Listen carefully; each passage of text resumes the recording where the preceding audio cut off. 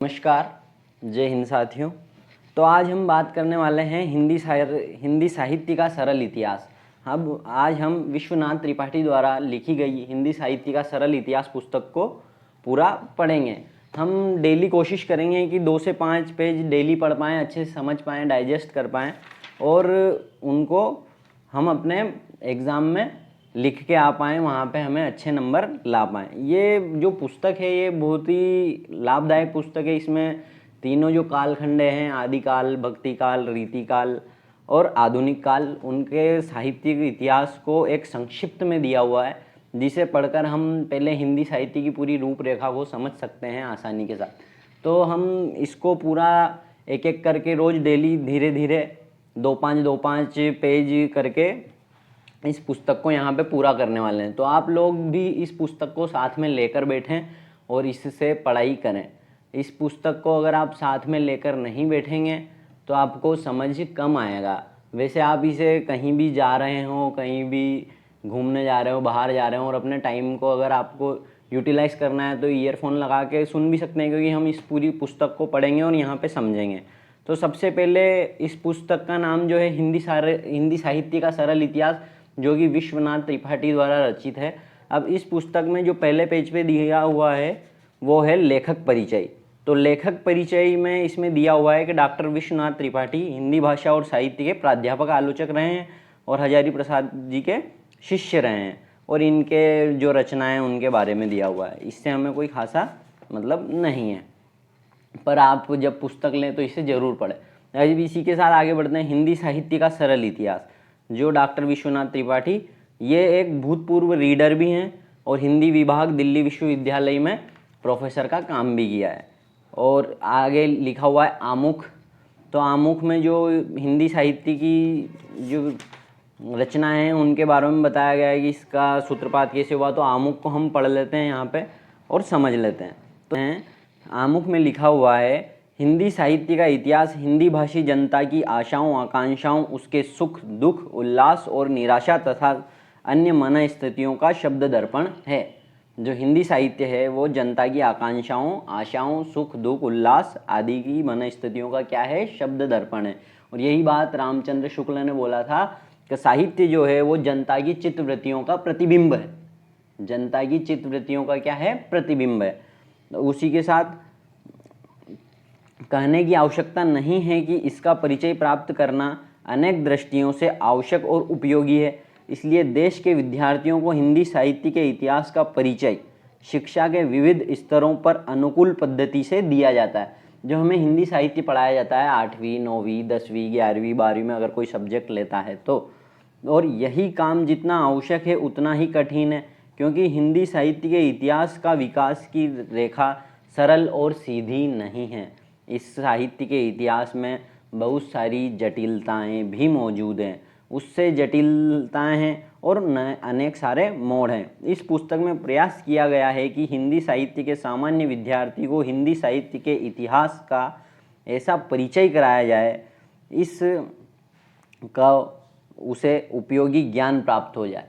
मतलब लेखक खुद लिख रहा है कि इसमें हमने ऐसा कुछ लिखा है कि आपको हिंदी साहित्य की इससे सारी नॉलेज प्राप्त हो जाएगी। भाषा ऐसी हो जाए जिसे विद्यार्थी आसानी से समझ सके और उस विषय की निर्भ्रांत जानकारी हो जाए। इसके साथ ही यह जानकारी ऐसे स्तर की हो कि वह प्रारंभिक कक्षाओं से लेकर उच्च कक्षाओं की परीक्षाओं में भी अच्छे अंक प्राप्त कर सके।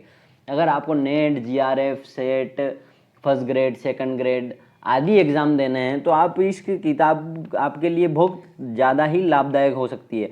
जैसे मेरे लिए भी लाभदायक रहेगी, मैं भी पढ़ रहा हूँ, आपको भी पढ़ा रहा हूँ, तो काफ़ी फ़ायदेमंद है। विद्यार्थी को विषय में सीधा प्रवेश मिले, उसे व्यर्थ में इधर उधर उलझना और भटकना न पड़े। साथ ही हिंदी साहित्य के महत्वपूर्ण सूत्रों, कार्य कारण संबंधों, विभिन्न कालखंडों की प्रधान और अप्रधान प्रवृत्तियों का सम्यक जानकारी मिल जाए। मतलब विद्यार्थी को इधर उधर भटकना नहीं पड़े और उसे एक मतलब सटीक जानकारी मिले जो कि एक ऑथेंटिक हो, वो चीज़ हमें यहाँ पे मिल जाती है, जिसके आधार पर वह साहित्य के विभिन्न पहलुओं को अपनी स्पष्ट अवधारणा से प्रस्तुत कर सके। आधुनिक साहित्य पर लिखते समय इस बात का विशेष ध्यान रखा गया है कि हमारे समय में भारतीय और विदेशी वैचारिक प्रवृत्तियों का परिचय पाठकों को वैज्ञानिक पद्धति से मिल जाए, वे भूमंडलीय आधुनिकता बोध से भली भांति ऐसा परिचित हो जाएं कि विभिन्न सामाजिक प्रश्नों पर मौलिक विचार करते समय भी उनका उपयोग करें। आप किसी भी किताब को पढ़ें तो उसका पढ़ने का उद्देश्य ये थोड़ी है कि उसको रट लो, याद कर लो, और याद तो हो नहीं है, जब अपन पढ़ाई करेंगे तो याद तो चीज़ें होनी है, लेकिन उसका असल उद्देश्य ये है कि उसका उपयोग हम विचार करते समय, किसी भी बात को रखते समय, कुछ भी सोचते समय उस चीज़ों का उपयोग करें। वही साहित्य में त्रिपाठी जी भी कह रहे हैं कि हम जब इस पुस्तक को पढ़ेंगे तो जो हमारे समाज के जो प्रश्न हैं, जो मौलिक प्रश्न हैं, भांति भांति के प्रश्न हैं, उनसे हम परिचित होंगे तो हम इन जो हमने पढ़ा है उसका उपयोग वहाँ पे कर पाएँ। आशा है कि इन सब बातों को ध्यान में रखकर लिखी गई हिंदी साहित्य का सरल इतिहास नामक यह पुस्तक सामान्य एवं विशिष्ट दोनों स्तरों के पाठकों के लिए उपयोगी होगी। सामान्य पाठक कौन हुआ? जो 10वीं में है, 11वीं में है, 12वीं में है, या जो नहीं पढ़ रहा है फिर भी वो शौक से इस पुस्तक को पढ़ रहा है। और विशिष्ट जो अध्यापन करता है, जो विशिष्ट तरीके से पढ़ता है, जैसे कोई पीएचडी कर रहा है, कोई नेट जीआरएफ की तैयारी कर रहा है, कोई मास्टर्स कर रहा है, कोई ग्रेजुएशन में अपने साथ इस पुस्तक को आत्मसात करता है या सब्जेक्ट को आत्मसात करता है, तो उनके लिए ये पुस्तक बहुत ही ज़्यादा उपयोगी रहने वाली है। इसी के साथ इस पुस्तक को लिखने और तैयार करने की योजना प्रक्रिया में डॉक्टर वेद प्रकाश, श्री सीताराम शरण और संजय नाथ ने उपयोगी परामर्श और सहयोग दिया है। यथार्थी आर्थिक आभार हैं विश्वनाथ त्रिपाठी उनके। तो हमने ये आमुख पढ़ा है, इसमें हमें समझाया गया है कि इस पुस्तक को हम कैसे अपने फ़ायदे के लिए इस्तेमाल कर सकते हैं और इसको हमें कैसा पढ़ना चाहिए। और यह पुस्तक काफ़ी लाभदायक है, मैंने इसको पूरी एक बार पढ़ी हुई है। अब मैं आप लोगों को भी इसका जो रसास्वादन है वो करवाने वाला हूँ। आपको भी इस पूरी पुस्तक को मैं आदिकाल, भक्तिकाल, रीतिकाल, आधुनिक काल और स्वतंत्र हिंदी साहित्य की जो रचनाएँ हैं उन सबको हम पूरा पढ़ लेंगे। तो आप सबको पहली मेरी एक आप लोगों से रिक्वेस्ट है कि आप इस पुस्तक को ज़रूर ख़रीद लें, और अगर आपको कहीं नहीं मिल रही है तो मैं लिंक प्रोवाइड करवा दूंगा, आप ऑनलाइन इसको मंगा सकते हैं। और जो भी हिंदी का विद्यार्थी है ज़रूर से ज़रूर इस पुस्तक को पढ़ें। ज़्यादा बड़ी किताब नहीं है, इसमें 180 पेज हैं। अगर आप 8 पेज भी पर डे पढ़ते हैं तो आपके जो पेज हैं, या 9 पेज डेली पढ़ेंगे तो आपके 18 से 20 दिन में ये पूरी किताब हो जाएगी। तो आप लोग इसको ज़रूर पढ़ें। अब हम यहाँ पे विषय क्रम देखेंगे। विषय क्रम आप लोग देख लेना। आमुख हमने पढ़ लिया।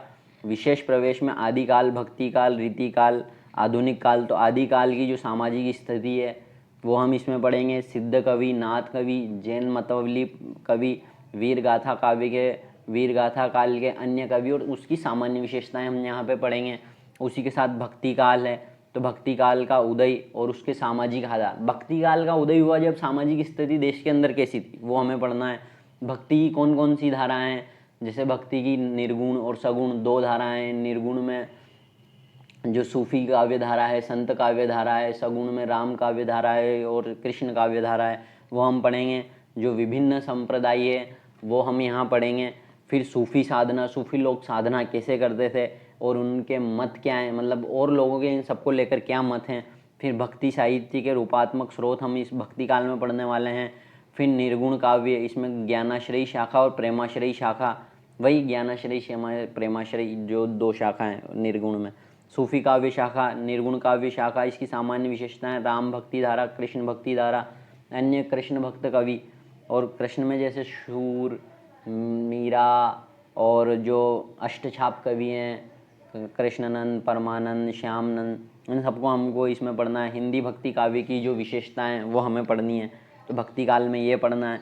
रीतिकाल, तो रीतिकाल भी एक बहुत महत्वपूर्ण राजाओं का काल है, जिसमें राजा महाराजा बैठे रहते थे और कवि अपनी रचनाएं सुनाते थे और राजा महाराजा पैसे लुटाते थे, धन लुटाते थे, उनको आशीर्वाद देते थे और खूब आनंद करते थे, मज़े लेते थे। जैसे तानसेन है, ये रीतिकाल के हैं, पर हमारे साहित्य में तानसेन का कहीं जिक्र नहीं होता है और न उनको जोड़ा गया। पर एक जो बिहारी हैं वो बहुत ही उच्च कोटि के कवि हैं और उनको रीतिकाल में बहुत ही ज़्यादा महत्वपूर्ण स्थान मिला है।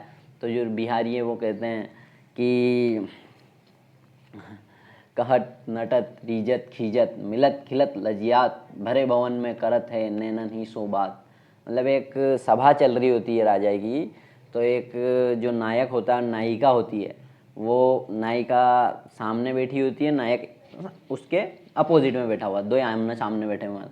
तो नायक जो होता है वो कहता है कहत कहत, फिर नायिका कहती है नटत, तो कहत नटत, फिर रीझत मतलब वो रीझ जाती है, शर्मा जाती है, फिर खींचत होती है, मतलब दांतों को पीसती है। कहत नटत रीझत खींचत मिलत, अब जब दोनों मिलते हैं तो लजियाते हैं। मिलत फिर खिलत, मतलब वो उसको मुस्कान होती है। खिलत फिर लजियात, फिर लज्जा भी आती है, बहुत सारे लोग बैठे हैं तो लज्जा भी आती है। और भरे भवन में करत हैं नैनन ही शोभा। तो ये सारी बात जो हो रही है ये किस में हो रही है? इशारों में हो रही है। इशारों में कहत नटत रीजत खीजत मिलत खिलत लजियात भरे भवन में करत हैं नैनन ही सो बात। तो मतलब कितना उच्च कोटि के कवि रहे होंगे बिहारी, जो उन्होंने मतलब कैमरा उनका इतना सटीक कि जहाँ नायक नायिका बैठे हैं वहीं से खींच लिया सीधा का सीधा। तो रीतिकाल का हम यहाँ सामान्य परिचय पढ़ेंगे, प्रमुख कवियों का परिचय पढ़ेंगे, रीति सिद्ध कवि प्रमुख, रीति मुक्त कवि पढ़ेंगे, रीतिकाल की सामान्य विशेषताएं और रीतिकाल के आधुनिक अवशेष हम यहाँ पढ़ने वाले हैं। फिर आधुनिक काल, तो आधुनिक काल का पूर्वाभास, खड़ी बोली गद्य का विकास, भारतेंदु युग का साहित्य और भारतेंदु युग के प्रमुख रचनाकार और भारतेंदु चेतना का विकास, द्विवेदी युग, गांधी युग का साहित्य। आधुनिक काल में गांधी जी आ चुके थे और गांधी जी के साथ ही बहुत सारी जो हमारी रचना है उनका भी समय गांधी जी के समय का ही समकालीन रहा है। तो हमें राष्ट्रवाद भी पूरा पढ़ना है यहाँ पे, जिसमें राष्ट्रवाद में हमारी बहुत सारी जो स्वतंत्र उत्तर भारत की जितनी भी रचनाएं हैं वो सब आधुनिक भारत के आधुनिक काल के अंतर्गत आती है। वो सारी रचनाएं हमें यहाँ पे पढ़नी है। और यथार्थ और स्वप्न की अभिव्यक्ति, प्रमुख आलोचक, छायावाद, राष्ट्रीय स्वाधीनता एवं शक्ति का काव्य, छायोत्तरवाद काव्य, प्रगतिशील काव्य, ये सब हमें इस पुस्तक में पढ़ने को मिलेगा। आप ज़रूर आगे और भी जो वीडियो आने वाले हैं सभी को देखें और इस पुस्तक को ज़रूर से ज़रूर खरीद लें। और इसको हमारे आप सेल्फ नहीं पढ़ सकते हैं, कहीं बैठो, स्पीड बढ़ाओ, x करो, 2x करो, 1.5x करो और पढ़ो। अब स्वतंत्र उत्तर हिंदी साहित्य की जो रचना है उनमें उनका सामान्य परिचय, भूमंडलीकरण। भूमंडलीकरण क्या है? जब एक देश दूसरे देश से कनेक्ट होता है तो वो क्या भूमंडलीकरण कहलाता है। दलित चेतना, नारी चेतना, उत्तर आधुनिकता, इतिहास कांत, प्रगतिशील काव्यधारा। जब मतलब एक कल्चर दूसरे एक देश का कल्चर दूसरे देश के कल्चर में जाता है या किसी आर्थिक नीति से कोई व्यापार होता है तो ये सब भूमंडलीकरण के एग्जाम्पल हो जाते हैं। अब विषय प्रवेश कर रहे हैं हम। अब विषय प्रवेश को हम नेक्स्ट जो वीडियो है उसमें देखेंगे। आप नेक्स्ट वीडियो को ज़रूर देखें और इस पुस्तक को मैं एक बार फिर आपसे रिक्वेस्ट करता हूँ कि ले लें और इसको जो आज हमने 2 पेज पढ़े हैं इन दोनों पेज को पढ़ें। और अगला वीडियो आएगा वो अगले वीडियो से हम शुरू करने वाले हैं आदिकाल। पहले एक विषय प्रवेश पढ़ेंगे हम, वो भी 10 मिनट का वीडियो। आप इन वीडियो को कंटिन्यू जैसे 45-45 मिनट, 40-40 मिनट के हम स्लॉट रखेंगे, 35-40-45 इसके बीच का हम स्लॉट रखेंगे और आप इनको कंटिन्यू पढ़ते जाएं। और इनको जहां आपको लगे कि हाँ ये इम्पोर्टेंट है, और मैं भी बता दूंगा यहाँ पे कि ये चीज़ इम्पोर्टेंट है, तो आप उसको लिख लें। और फर्स्ट टाइम में तो मैं कहूँगा कि आप कुछ मत लिखें, सिर्फ पढ़ने पे फोकस करें। सेकंड टाइम में आप लिख लें अगर आपको कहीं कोई चीज़ समझ में नहीं आ रही है, वरना सेकंड टाइम भी पढ़ें, थर्ड टाइम भी पढ़ें और फोर्थ टाइम भी पढ़ें। आप 4 बार पढ़ लेंगे तो आपके जो एग्ज़ाम है NET, GRF, SLET, first grade, second grade, UPSC civil services का जो एग्ज़ाम है जिसमें आप हिंदी साहित्य ऑप्शनल ले सकते हो और बहुत अच्छे अंक ला सकते हो, तो आप उन सभी एग्ज़ाम्स में इससे बहुत ज़्यादा आप मदद ले सकते हैं, लिख सकते हैं, समझ सकते हैं और याद कर सकते हैं। और जहाँ आपके 4 ऑप्शन आएंगे वहाँ अगर आपने इस पुस्तक को पढ़ा है और हिंदी साहित्य का जो इतिहास है उसको समझा है और आपने यहाँ जिनकी रचनाएं वगैरह सब कुछ पढ़ी है, तो आपके कम से कम 15 से 20 क्वेश्चन ये अकेली पुस्तक सीधे सीधे सॉल्व करवा देगी। और 20 क्वेश्चन का मतलब है कि मोटा मोटा आपका 25% सिलेक्शन हो चुका। मतलब आप 25% सिलेक्शन इस बुक से कर सकते हो। और आप 20 होता कितने में 75% में सिलेक्शन हो जाता है कहीं भी। 75% हायर बता रहा हूँ, जहाँ पे आप 75% नंबर लेके आओगे और आपका सिलेक्शन न हो जाएगा। और 75% के अलावा आपने यहाँ 20% कर लिया, अब आपके 55 बचा है, तो 55 भी हम साथ मिलकर करेंगे। और बहुत सारी बुक्स हैं, बहुत सारी किताबें हैं और बहुत सारी रचनाएं हैं जिनको हमको पढ़ना है। तो इसी के साथ आज के वीडियो को हम यहीं समाप्त करते हैं। धन्यवाद, और नेक्स्ट वीडियो को देखें। वीडियो अच्छा लगा हो तो चैनल को सब्सक्राइब करें। और हाँ सुनो, एक और हमारा टेलीग्राम ग्रुप है, उस पर भी आप जुड़ सकते हैं। और टेलीग्राम पे हम अब क्वेश्चन सीरीज स्टार्ट करने वाले हैं, शुरू करने वाले हैं। मैंने काफ़ी बार सोचा है इस बारे में, लेकिन हो नहीं पाया, कुछ ना कुछ काम आ जाता है कहीं ना कहीं।